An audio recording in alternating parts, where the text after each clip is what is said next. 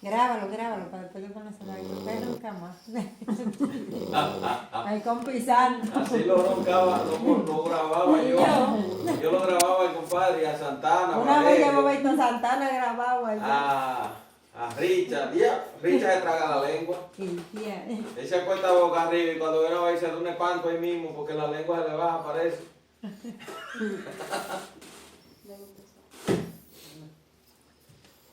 Yo me voy a ir. Yeah.